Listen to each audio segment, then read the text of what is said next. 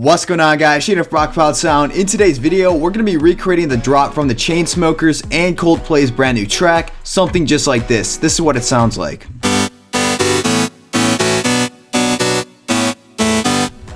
Alright, so pretty nice sound here. If you guys like that sound, make sure you do me a favor by clicking that like button below and also clicking that subscribe button. Also guys, if you were unaware from last video, we are actually doing a banner contest. If you want to win every single sound pack on our site, all you have to do is create a new banner for us. The rules and everything is down at the top of the description below. All you have to do is create a banner with our brand new logo, and we're going to be using it for our social media. So if you guys are the lucky winner of that contest, then you will receive every single pack on our site. Anyways guys, this sound is super simple to make. Really just a nice sound overall.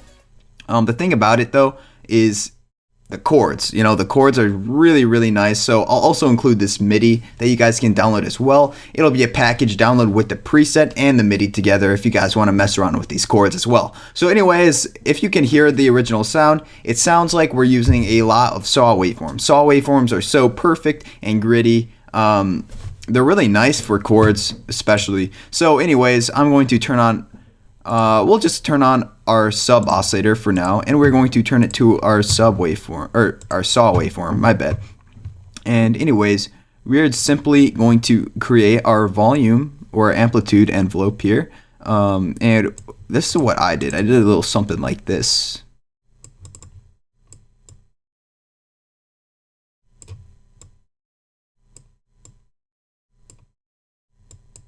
Okay. Oops, one sec. You can't hear anything right now because it's not modulating the level. So what we're going to do is drop the level of the sub all the way down here, and we're going to just turn this on. So we are now modulating the amplitude of the sub. Now you can hear that it's very quiet. So what we're going to do now is we're going to we could leave that on 1/4 and we could put on envelope. Okay. That way it will follow the it'll only play once. It'll only have one cycle, and then it'll just continue with whatever we're leaving off on here. Anyways, oscillator A here, we're going to do the same thing, except we're going to turn this up even higher, just to about 100%. Oh, by the way, guys, we are turning up the sub up 1 octave. But anyways, oscillator A, we're going to turn up to 7. Actually, we'll go down to 5 voices here. So now we have like an old techno-y kind of synth here. Sounds pretty crappy right now, but once we start to turn on the detune, that sounds really nice for chords. The nice thing about having 5 voices is if we can see this little imager here, we have the 4 stereo voices, 2 on each side of the headphones, and then we have 1 mono right in the middle here. So we can still have a nice stereo with, while also maintaining 1 mono here. Anyways, oscillator B here, we are going to also leave onto the default saw waveform. This is actually a saw waveform that is flipped and is also at a 50% phase. Anyways, we're going to turn on our sync. It's important that you leave it onto the initialized saw waveform, not go through basic shapes and then do your saw waveform, because it does change. Like I said, guys, this isn't your standard saw waveform. This is a saw waveform that is flipped and then is at 50% phase. Anyways, guys, for the sync here, we're going to turn it up to about 2%.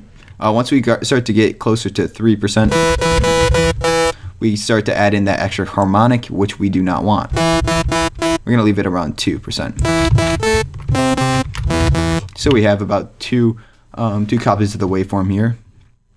And same thing we did for oscillator A and the sub. We're going to modulate the level with LFO1. And we could just turn that down just a tad bit, so we're about 95%. Alright, now we're going to turn on our noise. And if you listen closely in the song, you can actually hear there is some kind of inharmonic noise going on in the background, following the same modulation as the chords. So what we're going to do here is we're just going to turn on our AC hum, because if we go ahead and take a listen to this, the AC hum does have, it's not just your standard noise, there's also an element of harmonics in it. So you can actually, it's a little bit easier to perceive a pitch than your standard white noise, although it is noise, but yeah, it's a little bit inharmonic. So we're going to go ahead and turn on our flow onto the level here, and we're going to automate it to about like 56%. Now let's play this all together. Let's play a random chord. Okay, now we are getting somewhere. Go into the filter here, and we're going to go to our low pass, and we're going to go down to our 6. Now this is, the reason we're going down to the 6 here is because if you can take a look here, we are just kind of cutting out a little bit of high end. And we're only going to be doing this for oscillator A. So make sure you have only oscillator A selected here. Turn that off. And we instantly remove the high end from oscillator A, which is perfect because we have the sub oscillator. It's funny because it's not actually a sub, it's really just, it's higher than oscillator A. We have the sub oscillator and oscillator B here to be working for our higher end. We do not need oscillator A, and it actually really cleans up the sound.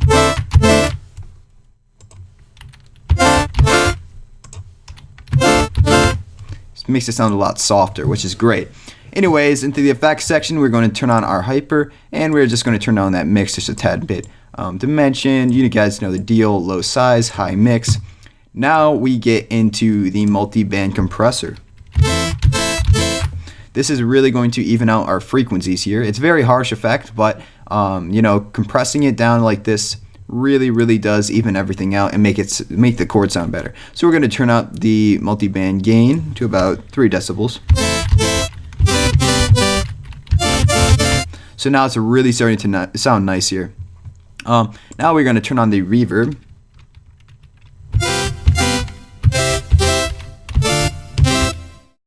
Okay, turn on the mix just a tad bit.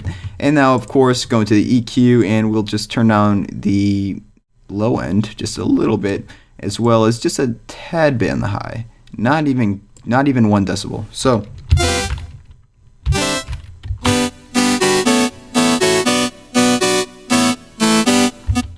yeah, that's really all it took. Oh, I'm sorry, guys. Oh no, that's it. That's literally it. That's all you have to do to make this sound. Really easy sound here, guys. Once again, guys, if you guys like that sound, make sure you guys do me a favor by clicking that like button and also clicking that subscribe button. Thank you very much. What the heck was that? I was getting a little out of control there with that outro. Anyways, my name is Shane, and I am from Rocket Powered Sound. I am the owner of Rocket Powered Sound, and I will catch you guys in the next video.